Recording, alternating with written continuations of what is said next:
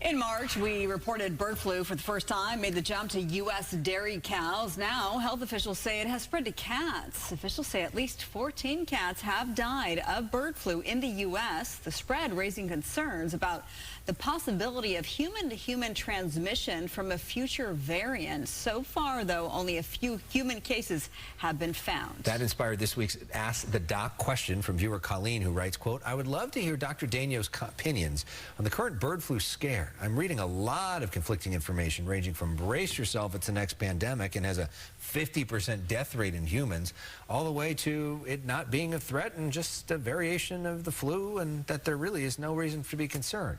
She goes on to ask about symptoms, transmission, pets, and travel. So with more, we are joined by our Fox 11 medical contributor, board-certified emergency room doctor, Michael Daignault. Good to have you. Thank you. Let's start with the basics, and that is, what is bird flu, and how did it spread to cattle in the first place? So we've been tracking bird flu for a number of decades, since the 90s when it emerged in China, and there's been outbreaks here and there over the last few years. And so what we think happened late 2023, early 2024 was in migrating mallard ducks coming from the south back up north. There was probably a crossover event. One of those infected ducks landed on the farm, perhaps died in some feed that the cattle got into, and the virus made the jump. And just remember, a flu virus is very easy to mutate compared to COVID. It's able to do so a lot faster.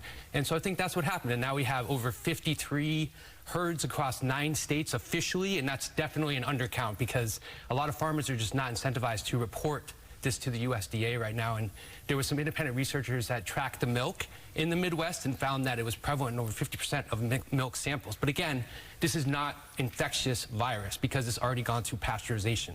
But it just goes to show you how much more widespread it is than we think. So you could drink the milk even though it has bird flu in it? Right. So again, going back to what we remember from COVID, right, when we did the PCR test, right, that was just to test it would find the evidence of the virus in non-infectious fragments. It doesn't necessarily mean it's infectious, contagious fragments. So as long as you drink pasteurized milk, you should be okay. So have humans ever gotten bird flu?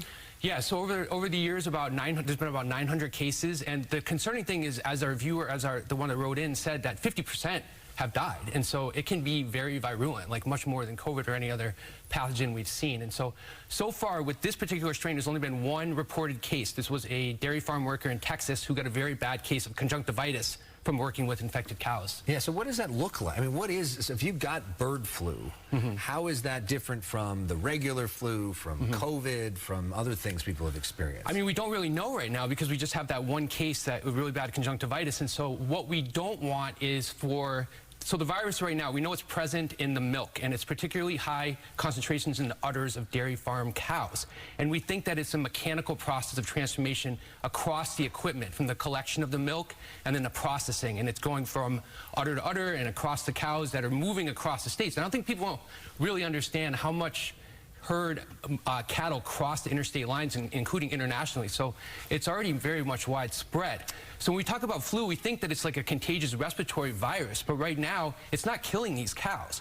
What we don't want is, because there's so much human contact with cows, we don't want this virus to develop an affinity for humans, and then it further mutates to cause human-to-human transmission. We just don't want to get to that point. Well, and then now it's in the cats, and a lot of these cats, as far as I was reading, they're barn cats, so they're cats that live on these dairy farms, and therefore they're pets, so that's concerning. What's the response like in terms of from the government? I know the CDC issued a warning today basically for state health departments to be really mindful and track influenza. Right, so there's multiple levels of what's going on. The USDA is providing up to $28,000 per farm to increase their biosecurity, to sort of track this and enact more safety measures. But it's really not a lot of money. A lot of these farms have, from 100 to over 10,000 dairy cows, and the CDC is offering $75 only per farm worker to help in the testing and collection of samples. And again, that's not too much either.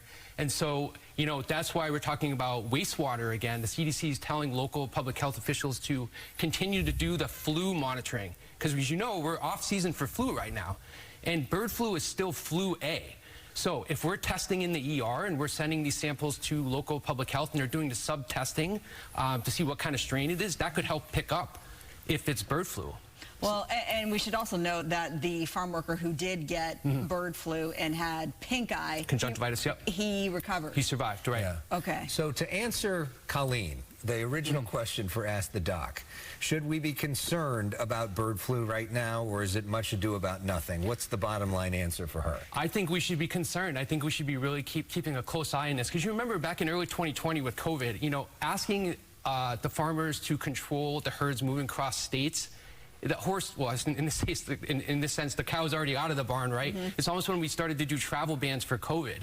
It's too late. And I think, you know, we're doing the right thing in tracking the wastewater, because I think the farmers right now are just not incentivized to help us out, because you have to remember, a dairy cow, they get 10 to 20 years out of, and that's a huge investment for them. And so well, this is their lifeline. Right, and so if you start saying you have to take this cow out of the rotation for 30 days, which is what it is now, that's a huge loss of money. So the government really needs to step up their incentivization for the farmers to help us out, or we're just going to have to rely on wastewater testing as it is. All right, well, Colleen, we hope that you're watching. We hope you got your answer. And if you want your question answered by Dr. Daignault, send an email to askthedoctor@fox.com. Include your name and city if you'd like. No other personal information is needed. Good conversation, Dr. Michael Daignault, an important one. Thank you so much. All right.